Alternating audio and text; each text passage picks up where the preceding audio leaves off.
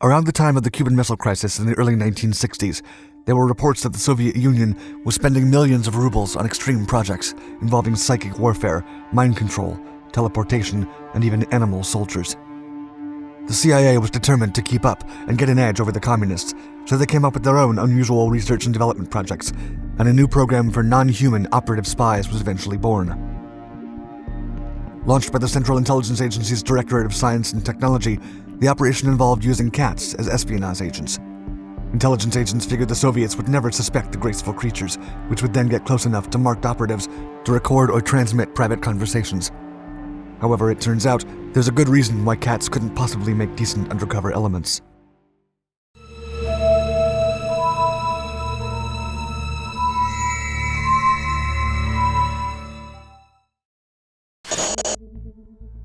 Operation Acoustic Kitty.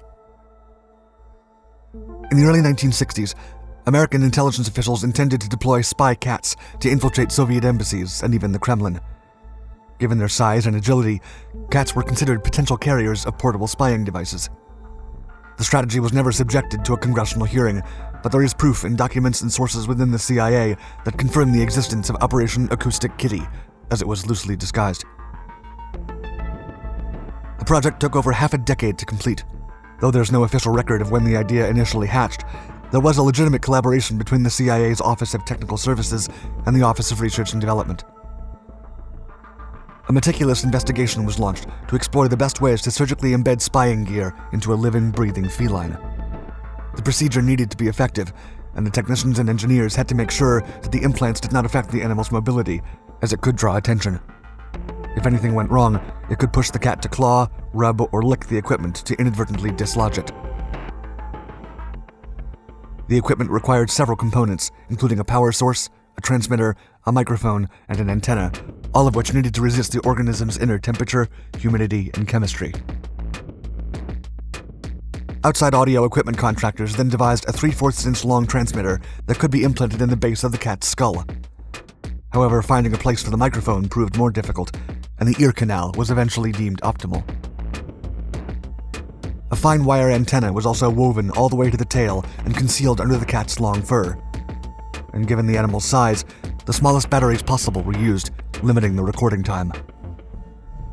Several test runs were performed in dummies before essaying with live animals, and the results were successful. First prototype was a gray and white female, which underwent the implanting procedure under the vigilance of the agents and technicians working on the project. During the hour-long surgery, a veterinarian inserted the microphone, the radio transmitter, and the antenna. The animal had to be monitored for reactions to the equipment to ensure comfort, maneuverability, and normal behavior. The result was a so-called cyborg cat. Many members of the agency didn't think highly of the plan. Victor Marchetti, special assistant to the CIA director, recounted, quote, "A lot of money was spent. They slit the cat open, put batteries in him, wired him up. They made a monstrosity." After the effects of the anesthesia subsided, the cat was given some time to recover before further testing. However, the cat's behavior became inconsistent once put through different operational scenarios. This problem worried the cat's handlers, who believed the entire operation was a big mistake. Marchetti continued, quote, "They tested him and tested him. They found he would walk off the job when he got hungry, so they put another wire in to override that." However, it was revealed that the project's cost had surged to over $20 million, including additional surgical and training expenses. Thus, despite the internal objections and concerns, the cat was ready to be sent on its first mission. First mission. The cat had only been tested within specific locations and short distances in a familiar environment, and there were worries that it would make a proud and indifferent display of its true nature outside of the laboratory. Distraction, boredom, and hunger were factors that had to be further addressed. The indomitable felines, disobedient by nature, would simply not behave as required when taken outside the facilities.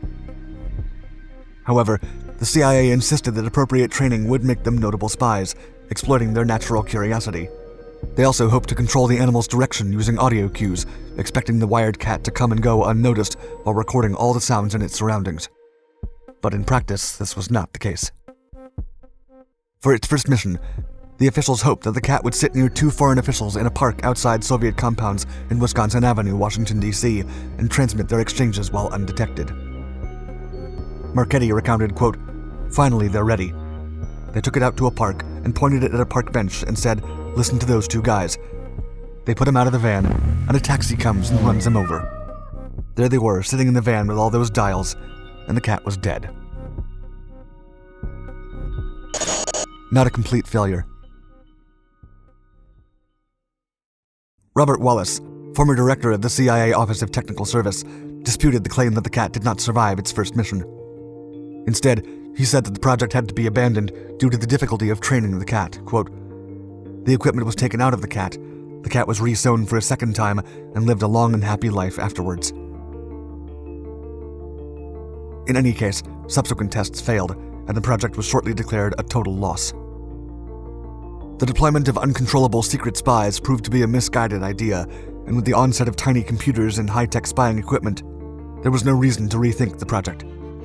Operation Acoustic Kitty was officially cancelled in 1967. A closing memorandum was disclosed in 2001 as part of the Freedom of Information Act request by the National Security Archives. However, the document was partially redacted, and many details remain secret, including the actual amount of cyborg cats created. Not much more information is known to this day.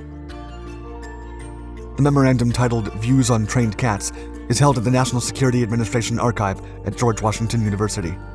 It reads, quote, "We have satisfied ourselves that it is indeed possible. This is in itself a remarkable scientific achievement. Knowing that cats can indeed be trained to move short distances, we see no reason to believe that a cat cannot be similarly trained to approach. Again, however, the environmental and security factors in using this technique in a real foreign situation force us to conclude that, for our purposes, it would not be practical. Our final examination of trained cats convinced us that the program would not lend itself in a practical sense to our highly specialized needs. Repeated checks on the state of training and equipment showed us that it was indeed possible to train cats. We were not able to visualize use for this technique under conditions that prevail.